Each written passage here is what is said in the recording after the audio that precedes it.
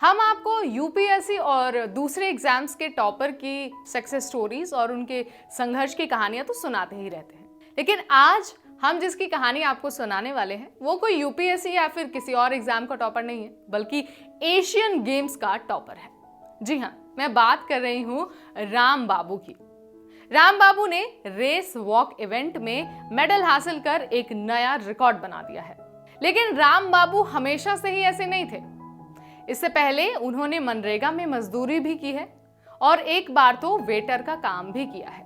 लेकिन राम बाबू हैं कौन, उन्हें किस चीज के लिए मेडल मिला है और उनकी लाइफ जर्नी कैसी है, आज इस वीडियो के जरिए हम आपको वो सारी चीजें बताने वाले हैं। कहानी बहुत इंटरेस्टिंग और बहुत खूबसूरत है। आपको वीडियो एंड तक देखना है ताकि कोई भी उनके जर्नी का जो पार्ट है वो आपसे मिस ना हो जाए। तो चलिए शुरू करते हैं।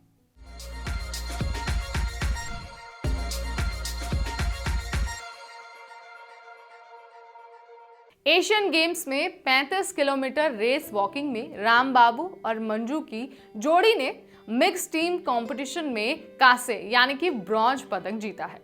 दोनों ने कंबाइंड 5 घंटे 51 मिनट और 14 सेकंड में ये रेस पूरी की है। हालांकि आज राम बाबू ने ये मुकाम हासिल किया है, लेकिन इससे पहले एक टाइम ऐसा भी था जब उन्होंने मजदूरी की और वेटर तक का काम किया। बात अगर राम बाबू के सफर की हो तो शुरुआत यूपी के सोनभद्र से होती है। वो सोनभद्र के रहने वाले हैं। राम बाबू बचपन से ही एक एथलीट बनने का ख्वाब देखते थे। इस ख्वाब के लिए उन्हें किसी व्यक्ति ने प्रेरित नहीं किया, बल्कि भारतीय सिनेमा ने प्रेरित किया। जब वो स्पोर्ट्स की फिल्में देखते थे तब उन्हें लगता था कि यार मुझे भी बड़े होकर एथलीट बनना है। उन्होंने फिल्मों से प्रेरित होकर अपने दौड़ की शुरुआत कर दी। जब वो पढ़ाई कर रहे थे तभी से उन्होंने दौड़ की प्रैक्टिस शुरू कर दी। राम बाबू प्रैक्टिस करने के लिए गांव की पगडंडियों का इस्तेमाल करते थे। उनकी मेहनत देखकर उनका परिवार तो खुश होता ही था, साथ ही हमेशा उन्हें हर तरह से मदद करने के लिए भी तैयार रहता था। हालांकि उनके परिवार की जो आर्थिक स्थिति है वो उतनी अच्छी नहीं थी। राम बाबू के पिता छोटे लाल एक भूमिहीन किसान हैं और मजदूरी करके ही अपने परिवार का पालन पोषण करते हैं। उनकी माँ गांव में लोगों के पशुओं का दूध निकालने का काम करती है। बात अगर उनके भाई बहनों की हो तो उनकी छोटी बहन प्रयागराज में इंजीनियरिंग की पढ़ाई कर रही है, तो उनकी 2 और बहनें हैं जिनकी शादी हो चुकी है। राम बाबू 2018 से ही मैराथन की प्रैक्टिस कर रहे थे। सब कुछ एकदम अच्छा चल रहा था, उनकी प्रैक्टिस भी हो रही थी और घर भी चल रहा था।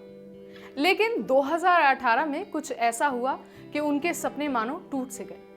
2018 में उनको घुटने में चोट लग गई और उनके मैराथन के करियर में ब्रेक लग गया। लेकिन राम बाबू कहाँ हार मानने वाले थे। उन्होंने हिम्मत नहीं हारी और मैराथन की जगह उन्होंने रेस वॉकिंग शुरू कर दी। रेस वॉकिंग यानी कि वही कंपटीशन जिसके लिए राम बाबू ने एशियन गेम्स में पदक हासिल कर नया रिकॉर्ड बना दिया है। लेकिन इससे भी बुरी हालत हुई 2020 में, जब पूरे देश में कोविड की वजह से लॉकडाउन लग गया। उनका परिवार खाने तक के लिए संघर्ष करने लगा।